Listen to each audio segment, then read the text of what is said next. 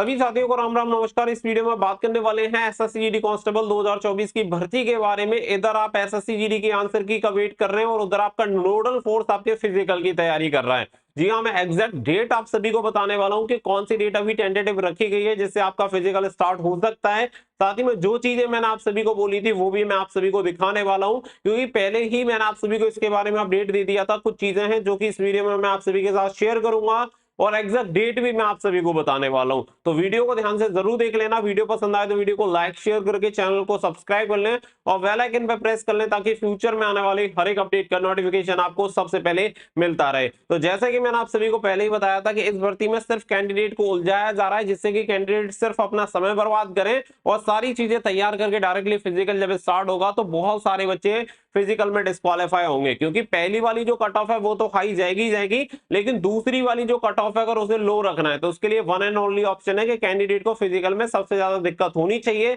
और अगर candidate physical में फेल होंगे तो सीधी सी बात है कि आपकी जो मेरिट होगी सेकंड वाली वो आपकी अपने आप डाउन हो जाएगी। अगर वहां पे कोई कंट्रोल नहीं होता है तो सिंपल सी बात है कि पहली वाली कट ऑफ भी हाई जाएगी और उसके बाद दूसरी कट ऑफ जो इंक्रीज होगी वो भी बहुत ज्यादा होगी। अब यहाँ पे कुछ चीजें देखो आपको समझनी होंगी कि आप ऐसे समझो कि 47 लाख फॉर्म लगभग यहाँ पे भरे गए थे।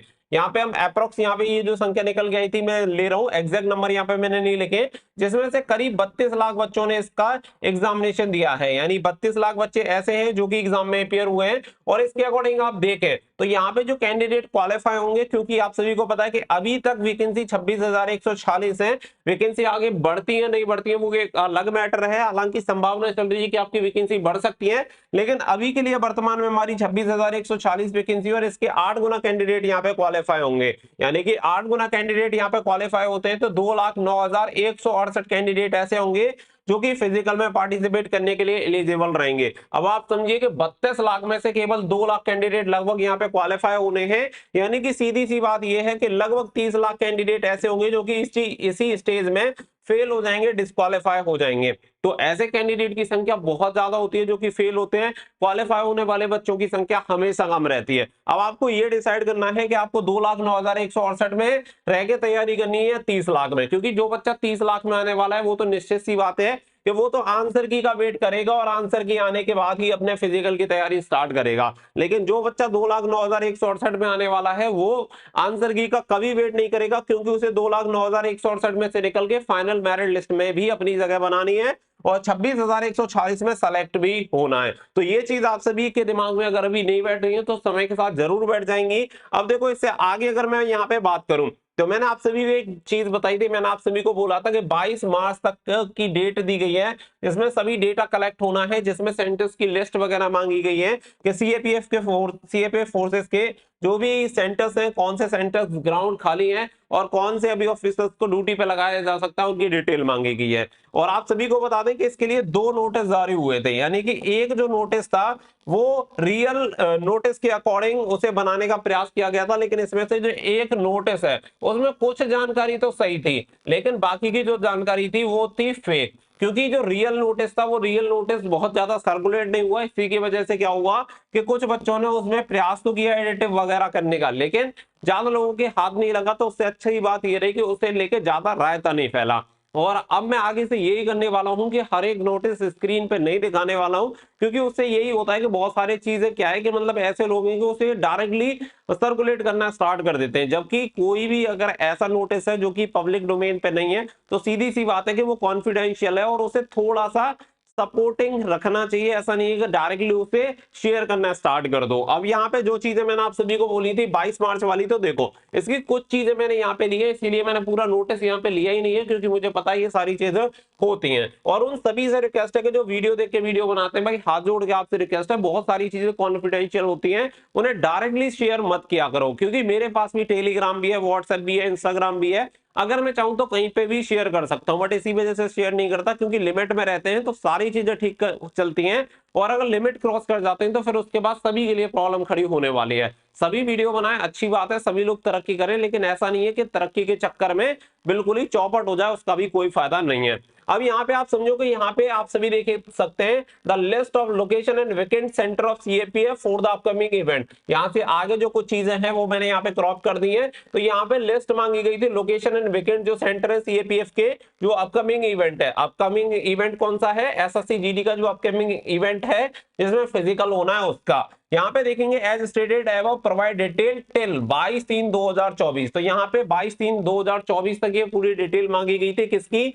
जो भी लोकेशन जहां जहां पे सेंटर्स खाली है, जो वेकेंट सेंटर हैं उनकी, जिन पे फिजिकल करवाया जा सकता है। इसके अलावा यहाँ पे जो ऑफिसर रैंक वगैरह जो होंगे उनकी यहाँ पे नेम, बेल्ट नंबर, रैंक वगैरह, यूनिट वगैरह, वो सभी डिटेल मांगी गई है जिससे कि यहाँ पे ड्यूटी लगा सकें। क्योंकि अभी आप सभी को पता है कि मैक्सिमम जो ड्यूटी है वो इलेक्शन में चल रही है और इलेक्शन की वजह से ही ये सारी चीजें हो रही हैं और इसी वजह से यहाँ पे जो भी टेंटेटिव डेट है वो रखी गई है और उसी के अकॉर्डिंग अगर सारी चीजें सही रहती हैं, क्योंकि यहाँ पे ऑफिसर्स भी होने चाहिए, फिर बाकी का ग्राउंड वगैरह भी चाहिए और ये सारी चीजें अरेंज होती हैं तो आपका फिजिकल स्टार्ट हो जाएगा। फिर बात आती है कि यहाँ पे फिजिकल डेट क्या हो सकती है और कब से फिजिकल स्टार्ट होगा। तो मैं आप सभी को अभी के लिए जो टेंटेटिव डेट है वो आप सभी को बता रहा हूँ और मैं फिर कह रहा हूँ ये डेट कंफर्म बिल्कुल नहीं हुई है।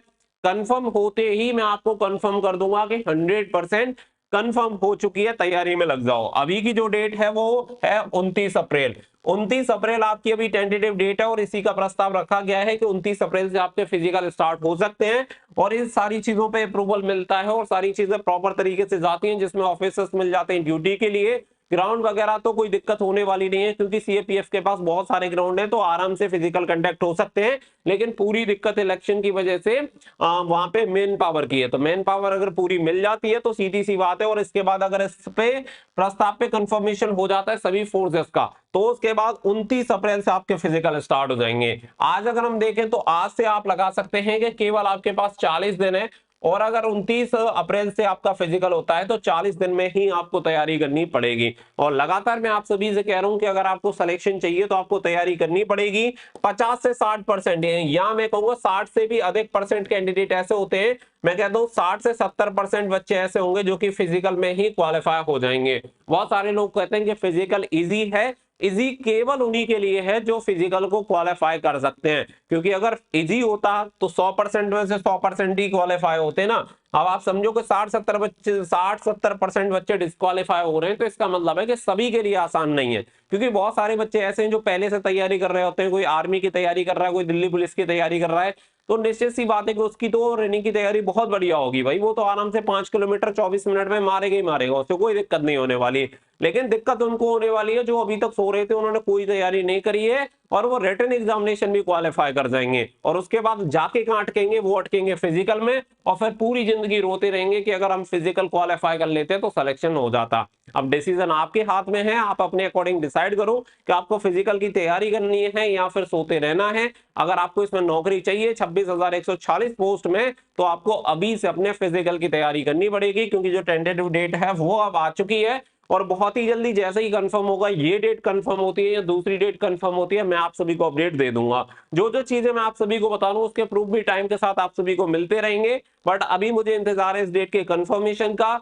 टेंटेटिव डेट आ चुकी है, मैं इसलिए आप सभी को बता रहा हूं क्योंकि इसमें ज्यादा समय नहीं है, केवल 40 दिन का समय बचा हुआ है। उम्मीद करता हूं कि ये चीज आप सभी को क्लियर होगी। इस वीडियो को सभी के साथ शेयर कर देना ताकि सभी बच्चे अपनी तैयारी में जुट जाएं। तो आप भी तैयारी में लगे रहिए, मिलेंगे नेक्स्ट वीडियो में। फिलहाल के लिए बस इतना ही। So thank you for watching. जय हिंद, जय भारत।